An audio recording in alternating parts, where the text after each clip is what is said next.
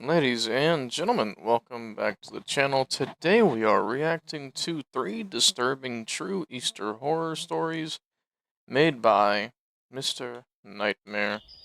If you are not already subscribed, go subscribe.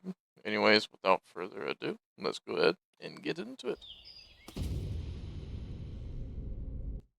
And I hope you all have a great Easter weekend. Currently, well, it's not Good Friday anymore. It's 2 a.m. But yes, uh, our Lord Jesus Christ was sacrificed. He was crucified, and Sunday will be a great day. I hope you all have a great Easter weekend.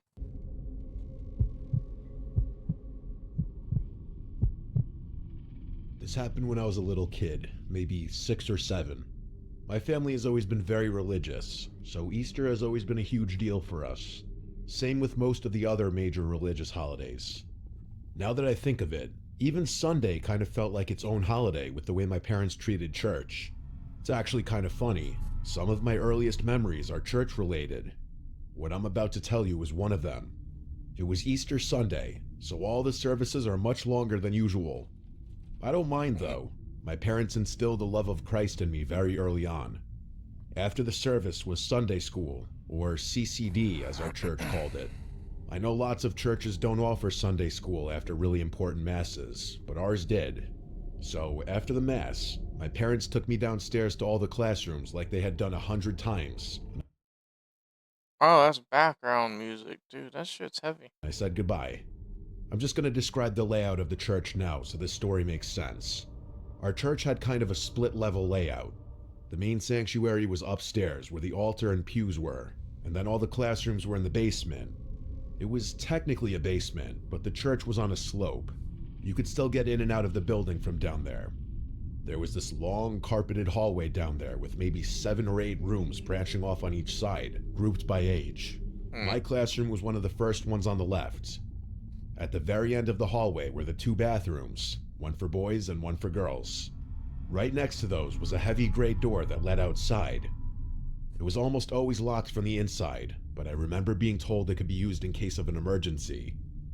The adults always warned us to never leave from that door because it would automatically lock behind us, and we'd have no way of getting back inside the church. But anyway, back to the story. The whole downstairs had been decorated for Easter, like really decorated. The walls were covered in pastel streamers and little paper cutouts of lambs and crosses, and there were drawings of Jesus with kids taped up between the classroom doors. Some of the teachers had even worn these cheap bunny ears you get at CVS.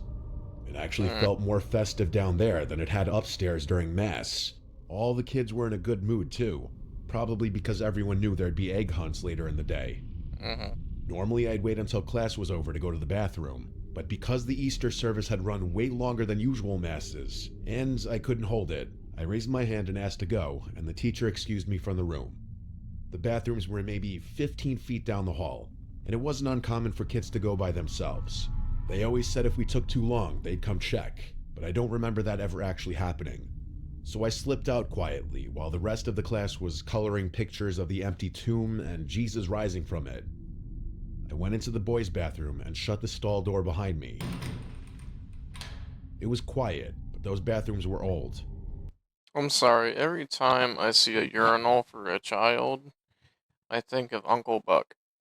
Have y'all seen Uncle Buck where he had to get on his knee and every time I see one of them real small urinals, especially when I'm pissing next to one, I just go, Uncle Buck, man. All I could hear was the soft hum of the fluorescent lights and the faint sound of a teacher's voice echoing down the hallway. But as I was sitting there, I suddenly heard this weird scraping sound coming from the stall next to mine. It didn't sound like anything normal, not like someone shifting or unlocking a door. It was the slow, uneven metal sound, like something was being dragged or scraped against the inside of the door. Not loud, but sharp. I don't remember being scared. I was mostly just confused. At first, I thought it was another kid, so I kept quiet and finished up my business. As I was washing my hands, though, I looked into the mirror and saw that stall door opening slowly. but instead of another kid stepping out, it was a grown man wearing an Easter Bunny costume.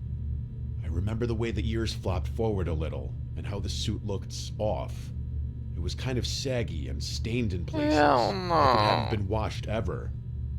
The fur was more of a grayish white than a bright white, and one of the eyes on the head looked like it had been sewn back on crooked. But the thing is, I don't remember being scared when I saw him. Not then. Like I said, I was pretty young, and in my mind, this was just the Easter Bunny making a surprise visit. I actually smiled when I turned around. I think I even said something like, "Hi." He didn't say anything at first, just stood there halfway out of the stall, staring at me. His head was tilted slightly, and he didn't move. I remember He can't do you dirty now. You turned around, you weren't scared, and you said hello. He's probably like, well, damn. feeling a little awkward, like I wasn't sure if I was supposed to say something else. Then, after a long pause, he stepped all the way out and slowly raised one of his arms, pointing towards the door like he was guiding me out. That's when he finally spoke. His voice was muffled behind the costume, but I still remember the exact words. He said, "You're the lucky chosen child. I have a gift for you outside." I didn't even hesitate. I was excited, like genuinely thrilled at the idea that I'd been picked for some kind of special Easter surprise. I think the fact that this was happening in my church gave me a false sense of security or something. True, yeah. Yep, you wouldn't expect something like this at a church. But most churches are open to everybody. A lot of times you can just walk in. Um, yeah, you definitely get that sense of security in a church. Not anymore, because psychopaths go up in them and shoot them up. Um, very rarely though, but still, people are crazy these days. I carry my gun everywhere, and sometimes I don't want to carry my gun because sometimes it's uncomfortable. But every time I run out to the gas station or to Walmart or something, I go, damn it, you know what? I could get randomly shot, so I might as well bring my gun. Um, Unfortunately, psychopaths. But no, yeah, it would definitely give you a sense of security, especially as a child in Sunday school, you know. I pushed open the big gray door without thinking twice, not But still, you shouldn't follow anybody outside. even remembering that it was supposed to stay locked. The Easter Bunny followed right behind, not saying anything else. He started walking across the pavement toward the far corner of the church parking lot. There was a car parked back there, mostly hidden from view by the dumpster and a few scraggly bushes. I remember thinking it was weird that he had parked so far away, and that he didn't even have a basket of candy or anything. At one point, he started holding my hand. We were maybe halfway across the lot when I saw it. A second Easter Bunny stepping out from a car he was leading me to. At first, I just stopped walking. My little brain didn't know what to make of it. I remember looking back and forth between the two of them, completely confused. I hadn't seen that car earlier, and now there were two Easter Bunnies? Something about it didn't feel magical anymore. It just felt wrong. To this day, I've always thought of what happened next as an act of God. One of the teachers, I think her name was Miss Sabrina, just happened to be walking around the church, maybe heading out to prep for the egg hunt or check on something outside. She looked over at the parking lot right as I was being led over to the car. I'll never forget the sound she made. I've never heard a more terrifying scream in my life. The man in the costume immediately let go of my hand and bolted for the car, and without thinking, I took off running in the opposite direction toward Miss Sabrina. Once I was safe in her arms, I turned my head just in time to catch a glimpse of the car, which was now speeding out of the parking lot. I'm not 100% positive, but I'm pretty sure I saw another kid in the back seat of that car. Miss Sabrina wasn't even looking, but I told her what I had seen and she took me seriously. The next few hours are a little blurry. Miss Sabrina alerted the other adults right away, and police eventually made me tell them what happened. They asked about the kid I said I saw in the back seat. and I did my best to describe him, even though I had only seen him for like a split second, and I wasn't even sure if my mind was playing tricks on me or not. My parents were the most upset, and for good reason. I think my mom cried for an hour straight after we went home. The police followed up with the church, but nothing ever came of it. There were no missing children in the area, so the police didn't really have anything to work on. The running theory was that whoever had been in that costume somehow had a key to the back door and just sat in the bathroom waiting for a kid to use it. And by sheer misfortune, that kid had been me. I still find the whole thing deeply unsettling. Whoever had done that must have been familiar with the church's layout. Otherwise, they wouldn't have known where to park or wait, or even how to get away with it all. But what scares me the most is that I think there really was a kid in the backseat of that car. It's hard for an Easter to come and go without me thinking about this experience. That's weird, man. It's horrible that it happened at a church, too. That's really weird.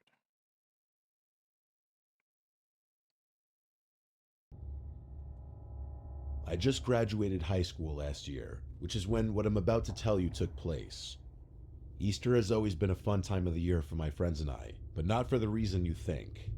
We've outgrown those childish Easter egg hunts that everyone does when they're little, and I honestly cringe when my parents make me participate in one with my younger cousins.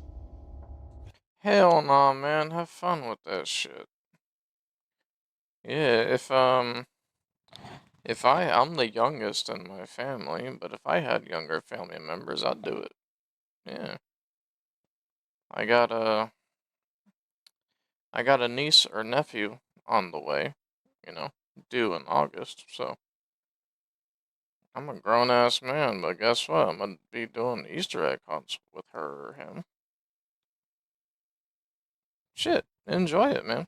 A few years ago, I can't remember exactly when, my friends and I created a fun twist on the typical egg Because when your little cousins get older, we're all miserable fucks. hunt format and devised our own game. It's not really that special. It's basically just a mashup of manhunts and an Easter egg hunt. It's two teams like manhunts, but the seekers are also responsible for hiding and protecting a few eggs. If the hiders manage to capture all the eggs, they win.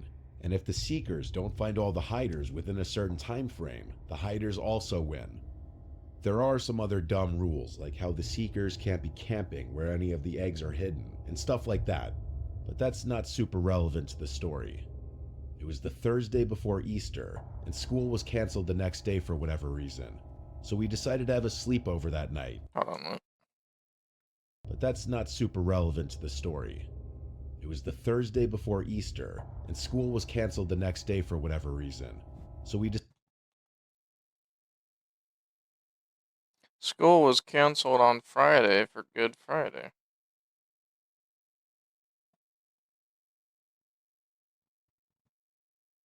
I guess he didn't know because he was a kid. I don't know. decided to have a sleepover that night.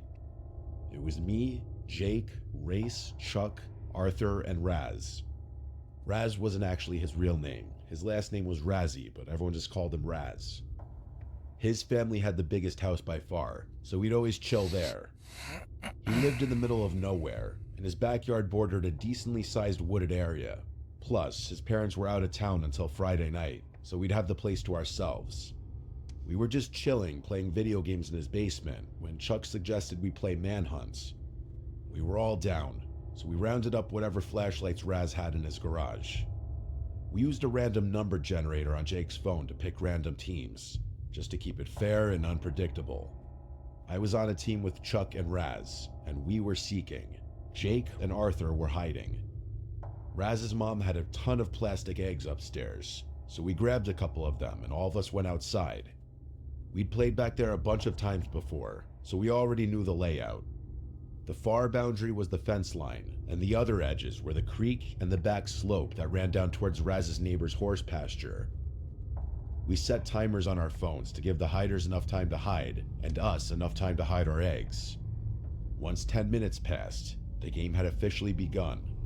I should also mention that the sun had already gone down, but it wasn't completely dark out yet. Once the timer went off, we all split up to cover more ground. I veered left into a thicker patch of trees while Raz and Chuck went the other way. I kept my hand over my flashlight, just skimming the ground every few steps so that I wouldn't trip, but I mostly relied on the moonlight to see. The game was way more fun when you actually felt like you were sneaking around. And besides, if one of the hiders saw a flashlight beam coming toward them, they'd just book it. A few minutes in, I thought I saw something move 20 or 30 feet in front of me. At first, I couldn't tell if I was imagining it, but then I saw it again. I instantly turned my flashlight off and froze in place. Someone was crouching behind a tree up ahead. Whoever it was must not have seen me, otherwise they'd definitely have run off. They weren't moving, like they were trying to stay perfectly still. My first guess was that it was Race. He always picked spots close to the Seekers, thinking no one would expect it. I decided to That's a crazy name, Race. try to get the jump on him. I crouched down a bit myself and started moving slowly, trying to circle around behind him. When I got close enough, I sprang forward and lunged at whoever was crouching there, tapping him hard on the shoulder and yelling, "Gotcha!" But the second he turned around, I felt a wave of fear wash over me. It wasn't any of my friends. It was a grown man with slicked back hair and these wide open eyes, like he was on drugs. His clothes were all torn up and he smelled awful. I was so taken aback that I didn't even realize what was going on. Before I could react, he tackled me to the ground. I screamed as I hit the dirt, but before I could yell out again, his hands were around my throat. He was pressing down with all his weight, and in that moment, I honestly thought my life was over. I couldn't breathe, and I didn't have the strength to overpower him from that position. And then, out of nowhere, he stopped. Out of the corner of my eye, I saw a flashlight beam bouncing off the trees somewhere behind us. One of my friends must have been running towards us. The guy must have seen the light too, because he jumped off without saying a word and straight up ran into the woods, disappearing almost immediately. I just laid there, gasping for air, still too stunned to move. A few seconds later, Chuck reached me, helped me up, and said he saw the whole thing. I wanted to chase after that guy, but Chuck told me that was an awful idea. So the two of us instead ran back towards the house. Chuck called the rest of the crew and told everyone to go back to Raz's house immediately. Once we all reconvened, I told everyone what happened. That's why, you need to carry a pocket knife. Especially if you're a teenager or something. You obviously can't carry a gun. But carry a pocket knife. Yeah, I would have stabbed the shit out of his ass. Well, I'm a grown man now. I carry a gun. I would have shot his ass. Um, but yeah, you at least could have stabbed the shit out of him. So, interesting. After Chuck filled in the rest of the gaps, everyone started talking over each other. But then, Arthur said something that shut all of us up. He said that before the game even started, meaning before the initial 10 minutes were up, he saw two people walking through the trees near where he was hiding. He said they were moving slowly, like they were scouting or waiting for something, and he'd actually gotten pissed at the time because he thought it was two of the Seekers teaming up and breaking the rules. That's when me, Chuck, and Raz all looked at each other and immediately shook our heads. None of us had been walking together, and there was no way we could have gotten all the way to their side in such a short time frame anyway. The realization hit us all at once. If it wasn't any of us, then there were at least 3 other people out in those woods that night. One who attacked me, and 2 more who were moving 3? Oh, hell. around before the game had even started. In that moment, I realized how smart I had been for listening to Chuck and not chasing after my attacker. He might have saved me from walking headfirst into an ambush. I told everyone we needed to call the cops. I mean, I had literally been attacked. But the second I said it, Raz cut me off. He got weirdly serious and said, "No, we're not calling anyone." I asked him what in the world he was talking about, and he said he was technically grounded, and beyond that, he wasn't allowed to host anyone while his parents were out of town, so involving the cops would get him in serious hot water. I told him this was a serious situation and worth involving the police, but he didn't budge. Man, fuck you. I'm calling the cops. Those dudes could kill somebody else. The rest of the guys were kind of stuck in the middle. No one wanted to put Raz in a bad spot with his parents, but I could tell that they were all having a hard time just pretending that the whole thing didn't happen. Eventually, I caved and agreed to not call the police and try to just enjoy the rest of the night, but I was seriously shaken. I ended up going to bed early that night and left Raz's house the next morning before anyone else was awake. This might surprise some of you, but I actually wasn't too affected by this experience.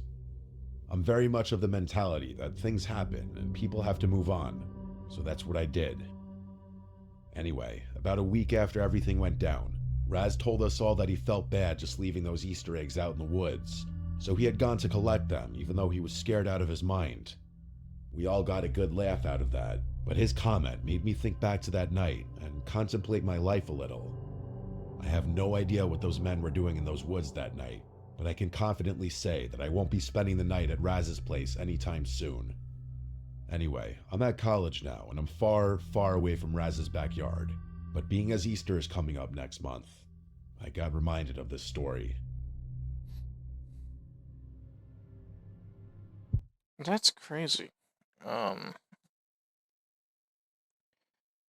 Yeah, I would have called the cops. I wouldn't give a damn what my friend was saying. Cause that's some pretty serious shit. They could kill somebody else, like I said.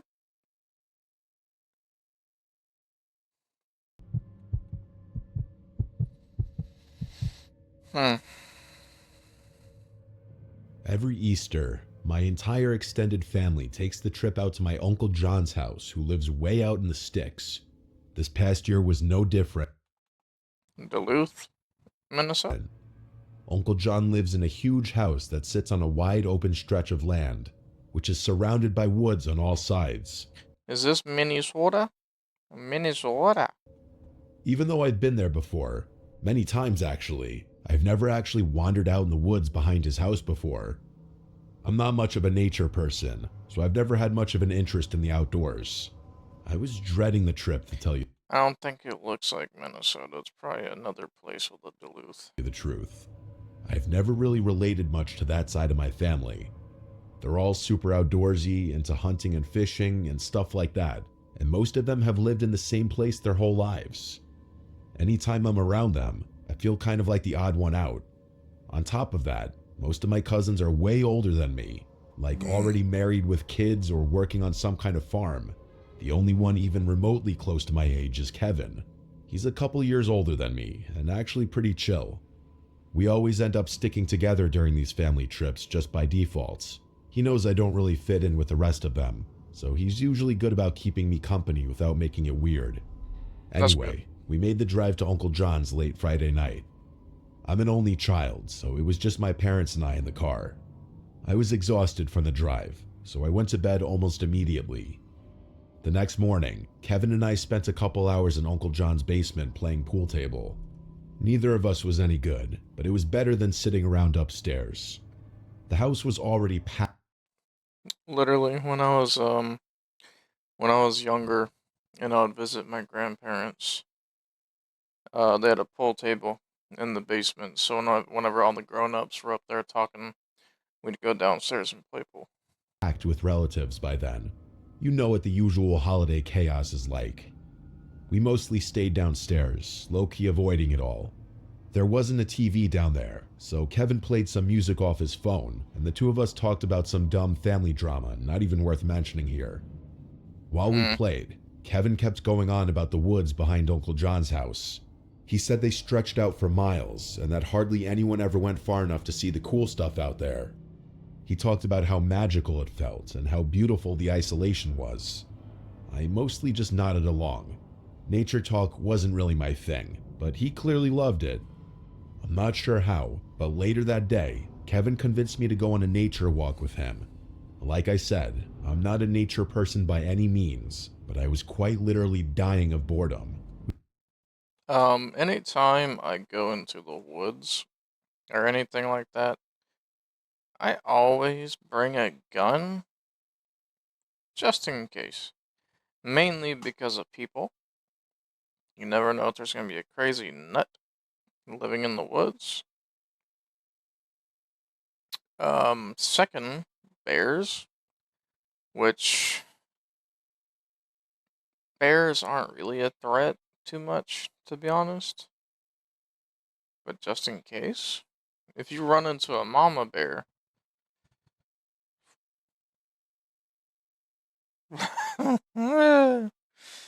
yeah, that's different. But yeah, especially at night, I'll take my pistol, I'll just throw a flashlight on it, and um, yeah. Which is probably why I agreed to tag along. If I'm in bear territory, I'll bring a rifle. But We obviously told Uncle John where we were going. He's a really nice guy and always lets us younger people do what we want, a mentality I wish my own parents shared. Kevin took the lead once we got outside, cutting across the backyard and into the tree line like he'd done it 100 times before, which, knowing him, he probably had. The woods were thick, but not totally wild. There was a kind of natural path that Kevin was following. It wasn't late in the day, so I wasn't super worried about the sun setting. But the deeper we went, the more I also, I want to talk about something real quick. If you are American and 21 plus, get yourself a handgun if you don't already. This, if you have pants or shorts with deep pockets, you can fit this whole thing in your pocket. Never, ever put a handgun that's not in a holster in your pocket. Never do that. You can rub against the trigger and accidentally shoot yourself. Do not do that. So get a holster. This is a Glock 43X clone, so it's a smaller, it's a micro 9mm. Yeah, so even if carrying a gun is uncomfortable, if you're going in the woods, you can just put it in your pocket. And that's what I do a lot of times. A lot of times I'm not near people, I'll just put it in my pocket. But, yeah, just mentioning that. started to wonder how we were going to find our way back. After about 20 minutes of walking, I asked Kevin if he was sure he knew where we were. He just laughed. He told me he knew these woods like the back of his hand, and that he'd been exploring them since he was Every time somebody says that, it's bullshit. a kid. We'd been walking for maybe another 20 minutes when we both stopped at the same time. From somewhere up ahead, we heard this loud thunk, like something heavy slamming into wood. It didn't sound like an animal or someone stepping on a branch. It was reoccurring, like a pause, then another hit, then another pause and another hit. It sounded like a hammer or mallet being driven against a tree. That's the best way I can describe it. Kevin looked at me, and I could tell he was trying to figure it out too. That sound didn't sound too close, but it was loud enough to be clear. Are they walking in the woods at night? Because if it's daytime, that sounds normal. People cut down trees. But if that's at nighttime, then He told me it wasn't out of the realm of possibility that a hunter was wandering around in there, but even so, he definitely looked a little startled. Eventually, the sound stopped. I asked if he wanted to turn back, but he shook his head. I could tell he was curious now, and I'll admit I was kind of too. So we kept walking the direction we thought the sound had come from, both on high alert. We'd only been walking for a few more minutes when Kevin suddenly stopped and held his arm out in front of me. I froze, thinking maybe he'd seen someone in front of us, but then he pointed up into the trees. At first, I didn't understand what I was seeing, but then it hit me. treehouse? There were 3 upside-down crosses nailed into 3 adjacent trees, way higher up than anyone could have reached without a ladder. Easily 15, maybe 20 feet off the ground. Before we could even turn to leave, I saw movement out of the corner of my eye.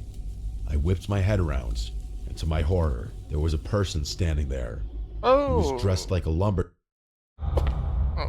My bad. Crosses nailed into 3 adjacent trees, way higher up than anyone could have reached without a ladder. Ugh. Easily 15, maybe 20 feet off the ground. Before we could even turn to leave, I saw movement out of the corner of my eye. I whipped my head around, and to my horror, there was a person standing there. He was dressed like a lumberjack, with a thick beard and a very dark stare. Kevin stepped in front of me, partially shielding me from the guy's view. He stared at me specifically and said, "You shouldn't be here." Kevin immediately apologized to the guy and told him we were just leaving, which is actually what we did.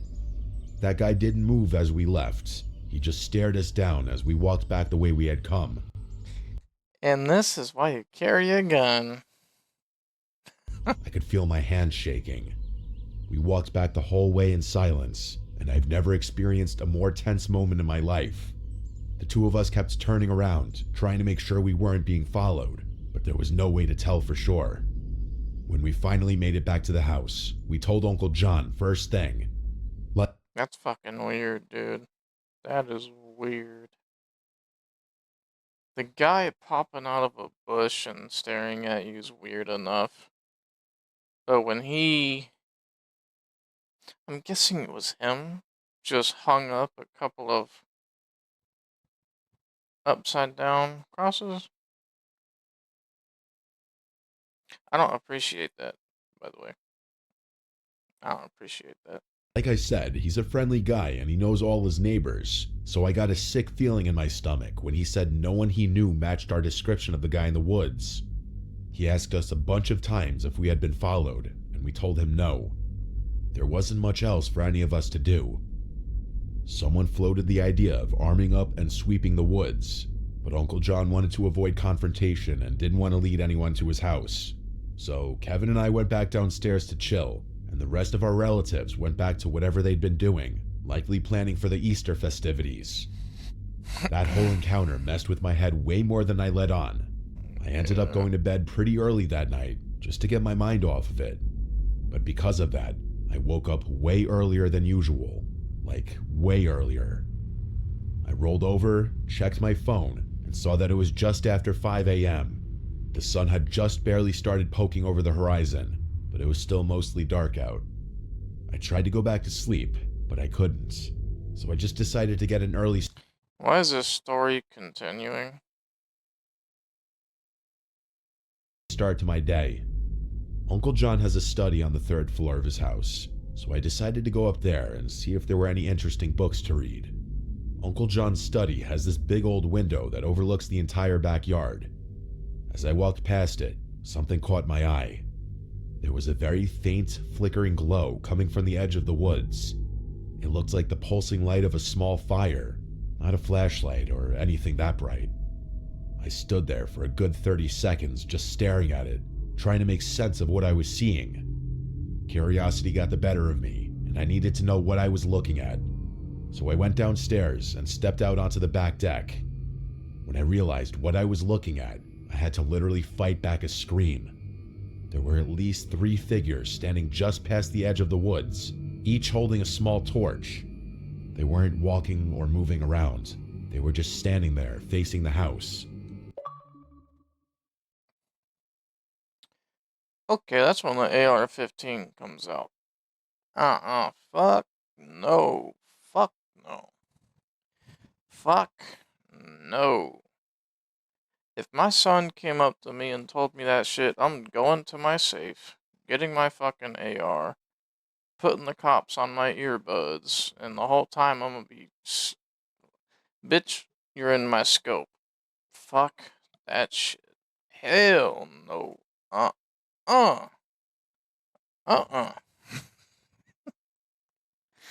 Nope. Facing me. I ran straight to Uncle John's room and woke him up, telling him what I saw. Without any questions, he grabbed his rifle, threw on a pair of pants, and told me to stay inside. He marched out onto the back deck and scanned the yard while I watched from the doorway. By that time, They were gone. though, those people had retreated back into the woods. Without hesitation, he aimed his rifle up into the air and fired it 3 times. That woke up the whole house, and the next 20 minutes or so was complete chaos. I'll just tell you that I can't think of a worse way to spend an Easter morning. The whole holiday was kind of ruined after that, and everyone was on edge for the entire day. Eventually, it came time for my parents and I to leave, and I can't say I was upset about it. This was like 9 months ago, and Uncle John has since told us that he hasn't seen or experienced anything strange. Still, though, I would hate to be living in that house, knowing there are psychos lurking somewhere nearby. I'll send an update should Uncle John tell us anything of note. I don't think they're gonna fuck with Uncle John, because Uncle John's strapped.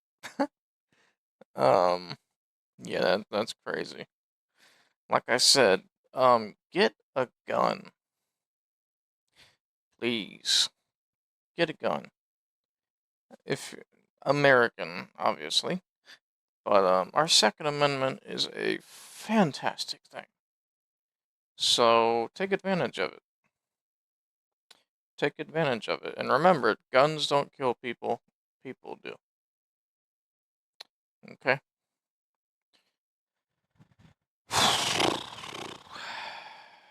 Wow. That's crazy. That's weird. I have a sort of a fear of the woods. Um Mainly because of shit like this. Woods are just I'm a city slicker, but my grandparents when they were alive, um they lived in rural Virginia. And they were near a lake and a lot of trees, and it was just eerie. It felt weird. Um, but they had a lot of neighbors. They had neighbor houses and stuff still, so it didn't feel that weird. But especially when I was a kid, it felt really eerie. Um, but yeah, anyways, if y'all did enjoy this video, hit the like, subscribe, all that fun stuff, and I will see you all in the next video. Y'all be good, stay safe, and happy Easter, everybody. I'm out.